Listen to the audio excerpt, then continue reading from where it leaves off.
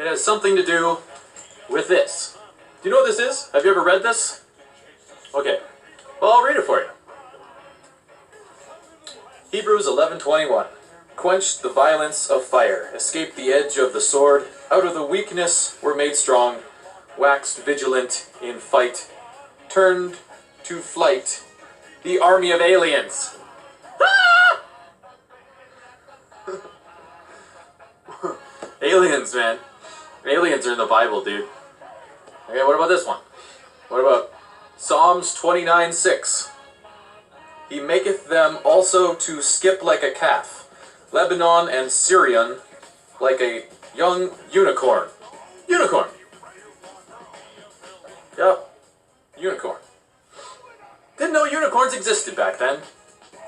And also, Lebanon wasn't founded until November 22nd, 1943. This Bible is like 2,000 years old. Genesis 45:20. Also regard not your stuff. Okay. Screw your stuff, man. Screw your stuff. God says screw your stuff.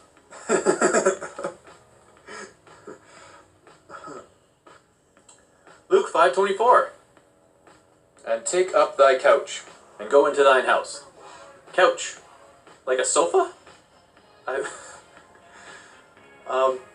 Just so you know, the couch wasn't invented until 1895 by a guy named J. Wellington Couch. So, who put the couch in there?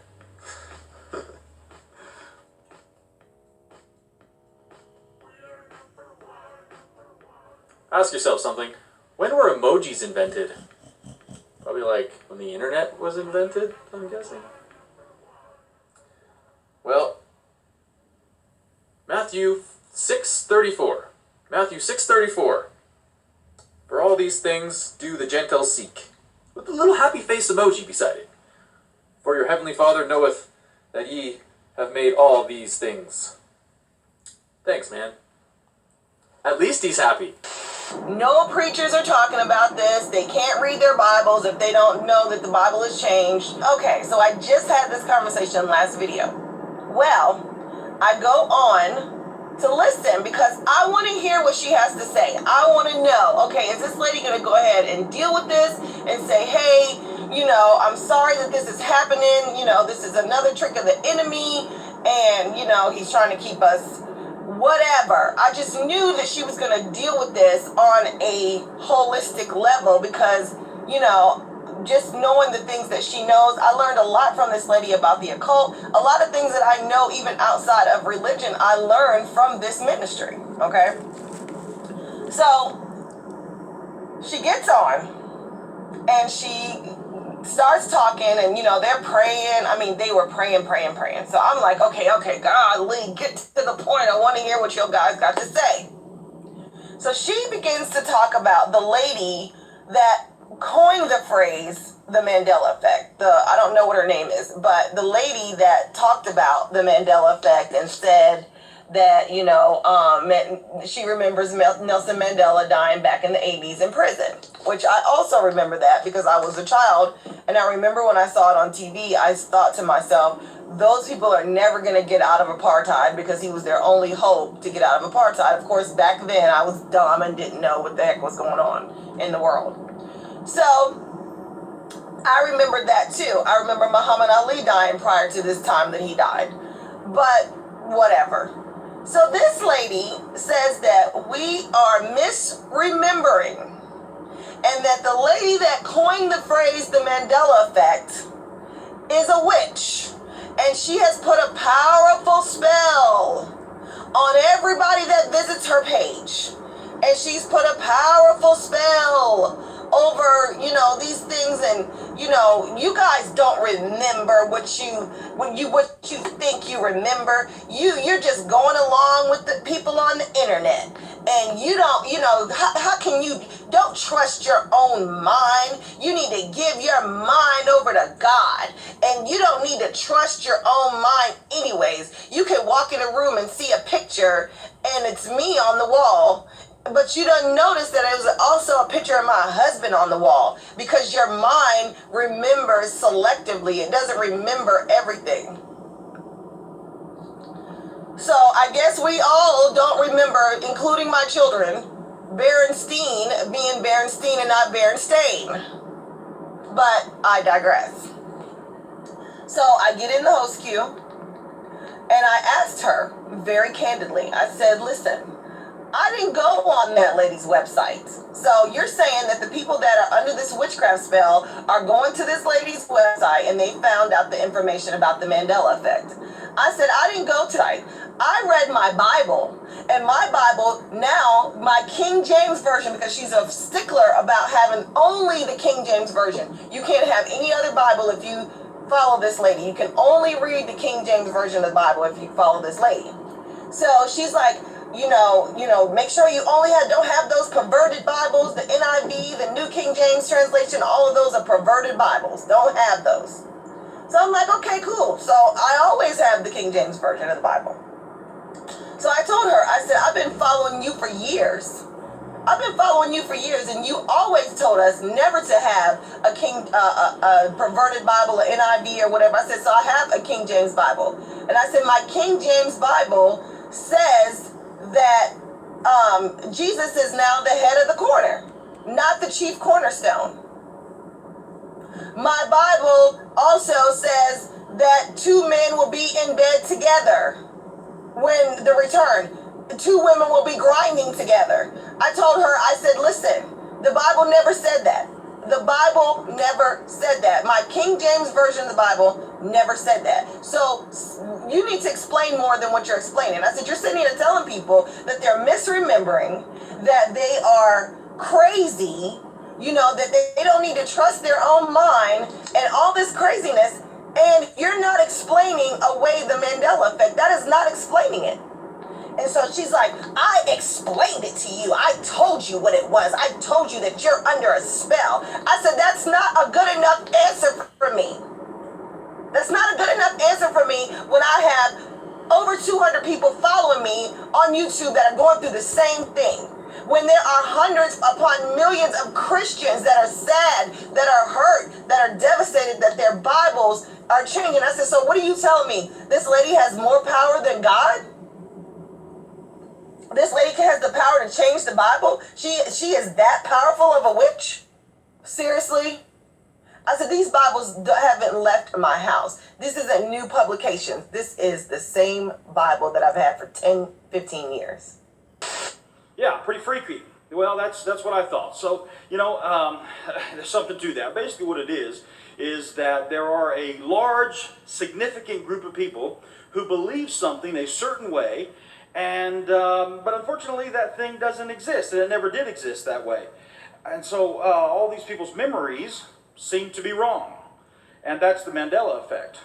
Well, when I first saw that, I thought, that's kind of weird. I didn't really get into it, so I really didn't pay much attention to it. But again, they kept popping up, and so I decided to take a look at a couple of them, and lo and behold, wow, it opened up, a rabbit hole. And I'll tell you something about myself, is that I am not one of those guys that is convinced easily. I'm open to anything that you have to say, but I investigate everything. And so if you bring me something that's new or different, I'll listen, but you have to prove it. You have to prove your position. You have to prove where, whatever it is that you're stating. It's extraordinary claims demand extraordinary evidence. And so that's what I look for, is extraordinary evidence. But this stuff started piling up, and I'll tell you, I started noticing things in my own life.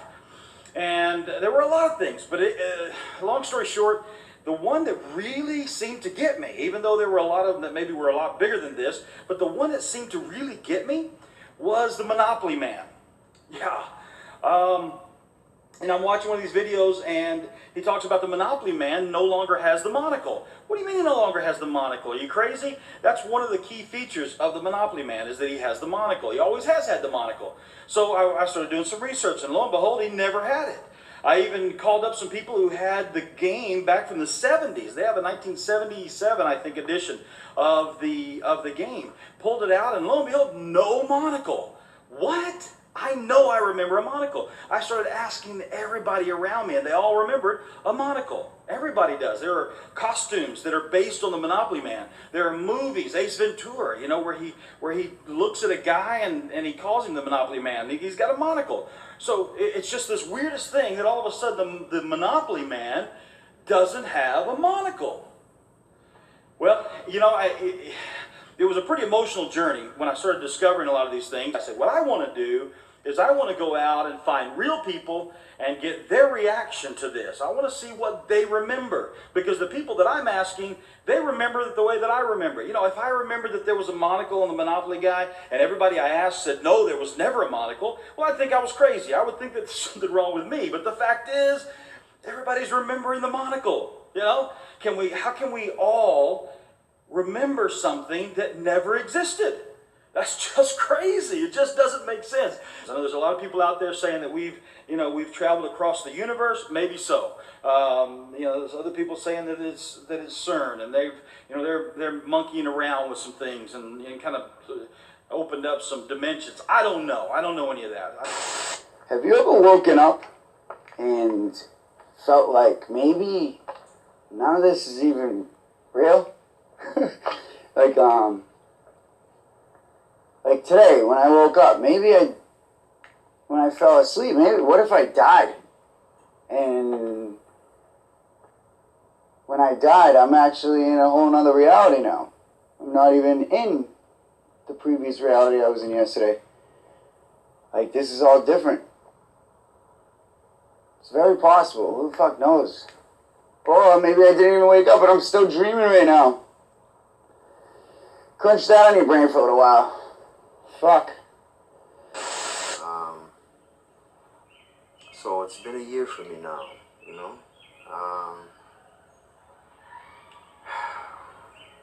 yeah. I was ranting and raving about the sun changing and, a plethora of changes that had occurred, and I was scared that I had died and that this was all a death DMT release in my brain, going to the afterlife, maybe a trick to get my mind to accept my death. And I was afraid, and that didn't last. I also was extremely interested in the Mandela effect changes, each change and what it meant, and I expounded on a lot of theories, and I think, it's I don't know, it's been an interesting year, a logo changes here and there, and movie clips and mass media and these things, and anatomy changes in the body, continent changes, and all of these things. They're all fantastic and make us wonder about the reality that we live in. But at the same time, you want to impress me, change the hearts of men. That will impress me. Make a change to the world where children don't have to suffer. I think if I'm going to be honest about it, and this is coming from my perspective, and I hope that you guys can appreciate my perspective, okay? I was born to a psychopath, okay? My father was a sadistic psychopath, okay? And my mother was a religious zealot and a narcissist. So that's my reality that I was born into, and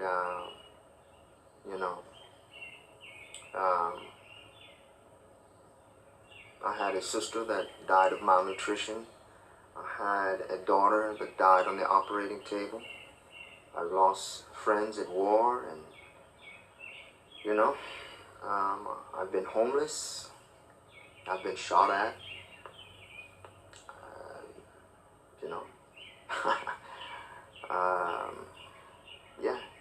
My life here on this world, in this world, has not been an easy one. you know. And that's the truth, you know. It's made me a misanthrope, you know what that is? You know, a person who hates people. You know, I don't care for people at all. I avoid people. The most positive interaction I've had is with the Mandela Effect community, you know, and I love you guys. And that's, to me, that's the most positive and beneficial thing that has come out of the Mandela Effect for me, has been interacting with you guys, you know.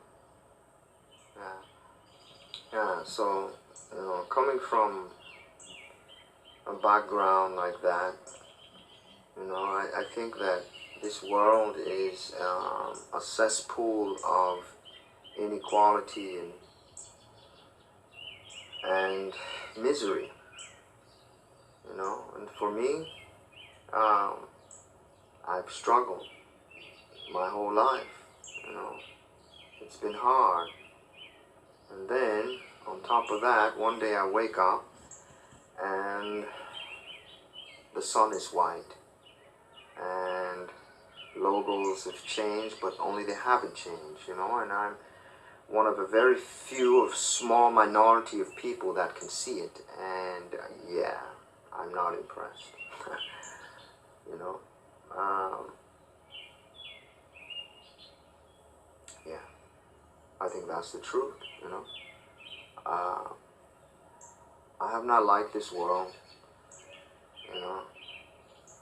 People don't love, people don't have empathy for one another.